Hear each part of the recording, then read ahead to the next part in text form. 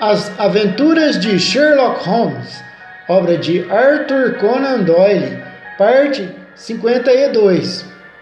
O pessoal de Abbey Grange ficou muito surpreso com a nossa volta, mas Sherlock Holmes, descobrindo que Stanley Hopkins saíra para informar a chefatura, apossou-se da sala de jantar, trancou a porta por dentro e dedicou-se durante 2 horas a uma daquelas investigações minuciosas e trabalhosas que formam a base sólida sobre a qual as suas brilhantes deduções se apoiam.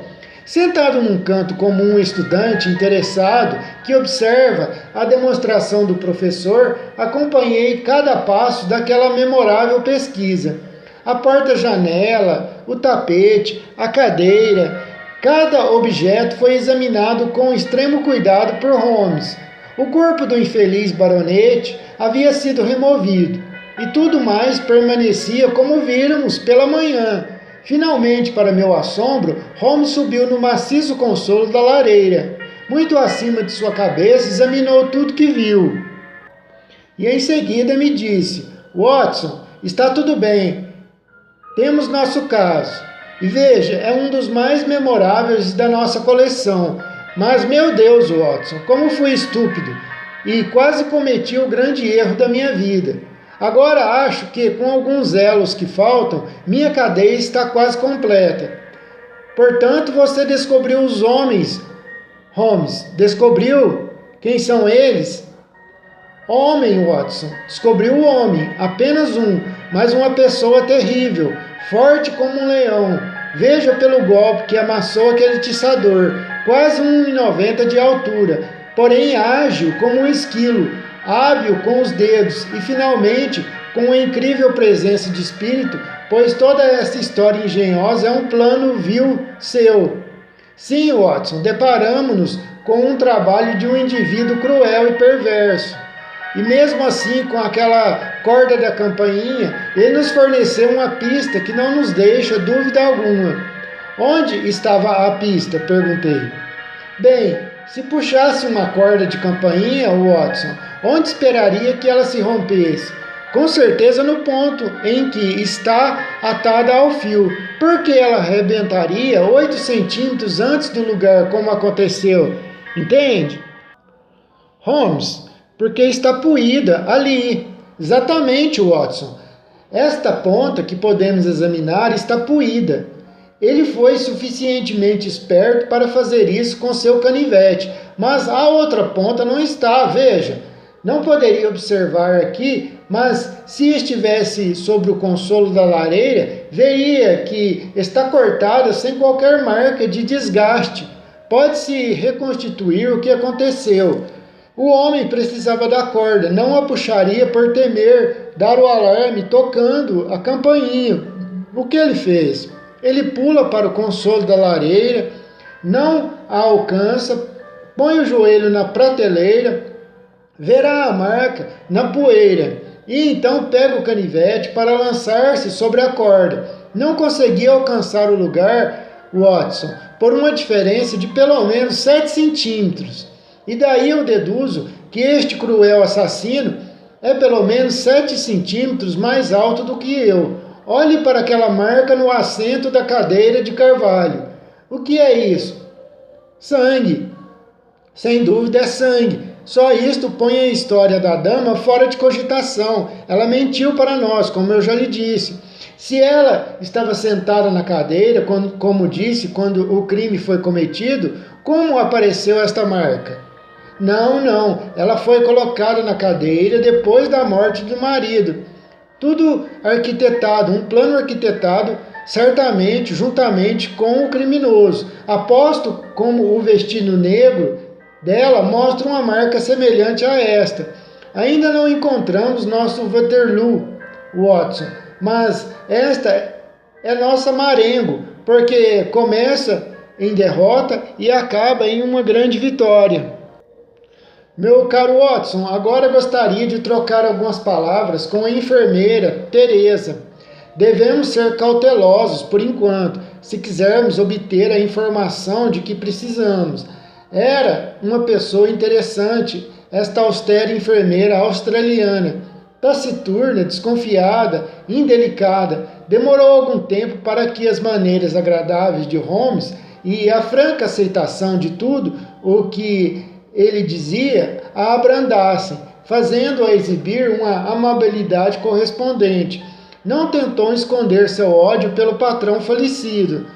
Sim, senhor, é verdade que jogou a garrafa em mim. Ouvi quando ele xingou minha patroa, e eu disse que ele não ousaria falar assim se o irmão dela estivesse lá. Foi então que ele jogou a garrafa em mim.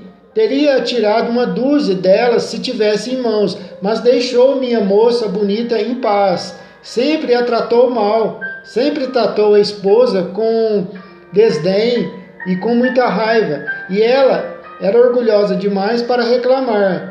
Nunca me contará tudo o que ele já fez com ela.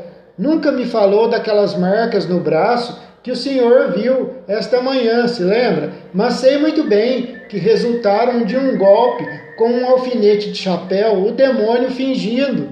Deus me perdoe por falar assim dele. Agora está morto, mas é o que digo. Era um demônio. Se algum já andou pela terra, era este homem. Era todo doçura quando o conhecemos, há apenas 18 meses, e nós duas sentimos como se fossem 18 anos de convivência com um ser cruel e maligno.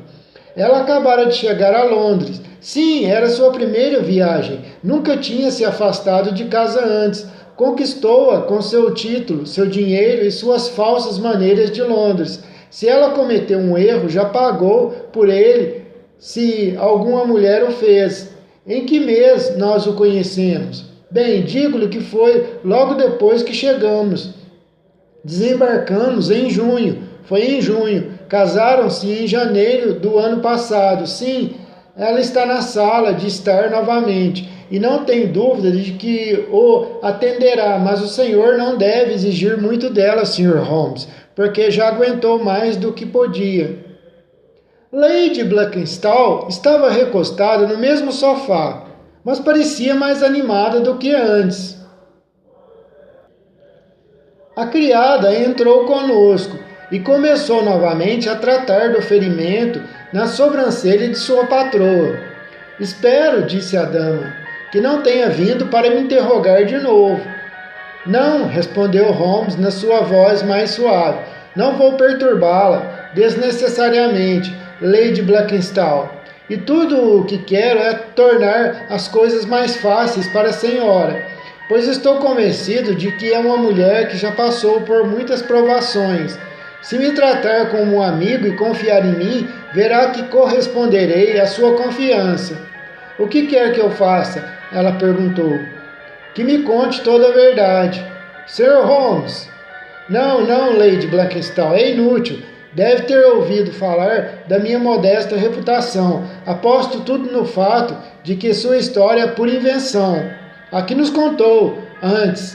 A patroa e a criada olharam-se surpresas e depois olharam para Holmes com os rostos pálidos e olhos amedrontados. O senhor é um sujeito insolente, exclamou Teresa. Está querendo dizer que minha patroa contou uma mentira? Holmes levantou-se da cadeira. Não tem nada para me contar? Já lhe contei tudo, disse ela. Pense mais uma vez, Lady Blackstall. Não é melhor ser franca? Por um instante, seu rosto bonito mostrou hesitação. Depois, algum novo pensamento o fez fechar-se como uma máscara. Já lhe disse tudo o que deveria e o que sei da história. Holmes pegou o chapéu e encolheu os ombros. Desculpe-me, disse. E sem dizer mais nada, saímos do aposento e da casa. Havia um lago no parque e meu amigo se encaminhou para lá. Estava congelado.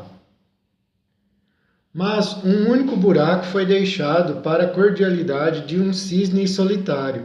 Holmes olhou para ele e passou pelo portão da casa. Ali escreveu um bilhete para Stanley Hopkins e o deixou com o porteiro. Pode ser um tiro no alvo ou um erro, mas estamos fazendo algo por nosso amigo Hopkins, apenas para justificar esta segunda visita.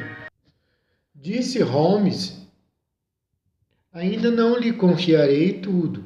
Creio que nosso próximo local de operações será a agência de navegação da linha Adelaide-Southampton, que fica ao final de Pall Mall. Se lembro bem, existe uma segunda linha de navios que ligam o sul da Austrália à Inglaterra, mas procuraremos primeiro a maior, Watson. O cartão de Holmes, mandando ao gerente, garantiu uma atenção imediata e ele não demorou a obter a informação de que precisava. Em junho de 1895, apenas um de seus navios chegou ao porto de origem. Era o Rock of Gibraltar, seu maior e melhor vapor. Uma olhada na lista de passageiros mostrou que a senhorita Fraser de Adelaide e sua criada viajaram nele. O navio estava agora em algum lugar ao sul do Canal de Suez, a caminho da Austrália. Seus oficiais eram os mesmos de 1895, com uma exceção. O primeiro oficial, o Sr. Jack Crooker, foi o primeiro capitão e iria assumir o comando do seu navio, o Bass Rock, que ia partir de Southampton dentro de 2 dias. Morava em Sydenham, mas devia vir aquela manhã para receber instruções se quiséssemos esperar por ele. Não, o Sr. Holmes não desejava falar com ele, mas gostaria de saber mais sobre seus antecedentes e seu caráter. Sua ficha era magnífica. Não havia um só oficial na esquadra que se comparasse a ele. Quanto ao seu caráter, era confiável no trabalho, mas um sujeito violento e desesperado quando estava fora do deck de seu navio. Cabeça quente, irritável, mas leal, honesto e bom coração. Essa era a essência da informação com a qual Holmes deixou o escritório da companhia Adelaide Southampton. Depois foi até Scotland Yard, mas em vez de entrar, ficou sentado na carruagem com o senho franzido, perdido em pensamentos. Por fim, foi até o posto telegráfico de Charing Cross, mandou uma mensagem e finalmente voltamos mais uma vez a Baker Street. Não podia fazer isso, Watson, disse quando entramos em nossos aposentos. Depois que o mandado foi expedido, nada neste mundo o salvaria. 1 ou 2 vezes em minha carreira senti que causei mais prejuízo real com minha descoberta do criminoso do que ele jamais provocou com seu crime. Aprendi a prudência, agora prefiro fazer brincadeiras com a justiça da Inglaterra do que com minha própria consciência, meu amigo Watson. Vamos saber um pouco mais antes de agirmos. Antes de anoitecer, recebemos a visita de Stanley Hopkins. As coisas não estavam andando bem para ele. Acredito que o senhor é um mágico, Sr. Holmes. Algumas vezes chego a pensar que o senhor tem poderes extra-humanos. Agora, como diabos pôde saber que a prataria roubada estava no fundo daquele lago? Eu não sabia, Stanley, mas me aconselhou a examiná-lo como não sabia. Conseguiu então? Sim, respondeu Stanley. Estou contente por tê-lo ajudado, Stanley. Mas não me ajudou, tornou o caso ainda mais difícil. Que espécie de ladrões são esses que roubam pratarias e as jogam no fundo dos lagos? Foi com certeza um comportamento bastante excêntrico, meu amigo. Apenas desenvolvi a ideia de que, se a prataria foi levada por pessoas que não a queriam, que só a levaram para disfarçar, como de fato aconteceu, ficariam ansiosos para se livrar dela. Mas por que tal ideia passou pela sua cabeça? Bom, pensei que isso era possível. Quando saíram pela porta-janela, lá estava o lago com um pequeno e tentador buraco do gelo, bem diante dos nossos narizes. Poderia haver um esconderijo melhor? Ah, um esconderijo, isso é melhor, exclamou Stanley. Sim, vejo tudo agora claro, Holmes. Era cedo, havia gente nas ruas, ficaram com medo de serem vistos com a prataria, de modo que a jogaram no buraco do lago e ela se afundou dezenas de metros. Pretendo voltar para apanhar tudo quanto não houvesse risco, eles voltariam. Excelente, Sr. Holmes. Isto é melhor do que sua ideia de disfarce. Talvez você tenha uma teoria admirável. Não tenho dúvida de que minhas próprias ideias são bem absurdas, mas deve admitir que acabaram descobrindo a prataria. Sim, sim, claro, tudo obra sua, mas tive um péssimo contratempo. Um contratempo? Perguntou Holmes para o oficial. Sim, Sr. Holmes, a gangue de Randall foi presa em Nova York esta manhã. Meu Deus, Hopkins, isso com certeza derruba sua teoria de que eles cometeram um assassinato em Kent na noite passada. É desastroso, Sr. Holmes, absolutamente desastroso, mas existem outras gangues de 3 elementos além dos Randall, ou deve ser alguma nova gangue da qual a polícia nunca ouviu falar ainda. Talvez, é perfeitamente possível. Stanley, o que você está indo embora? Sim, Sr. Holmes, não poderei descansar enquanto não chegar ao fundo desse negócio. Não tem nenhuma pista para me dar? Já lhe dei uma, Stanley. Qual? Ora, eu sugeri um disfarce. Mas por que, Sr. Holmes? Por que um disfarce? Ah, essa é a questão, é claro. Mas recomendo que pense na ideia. Provavelmente vai descobrir que há alguma coisa nela. Não vai ficar para jantar? Bem, adeus e informe-nos sobre o andamento do caso. O jantar havia terminado e a mesa já fora tirada quando Holmes voltou a tocar no assunto. Holmes estava pensativo, com a cara um pouco risonha, quando falei com ele.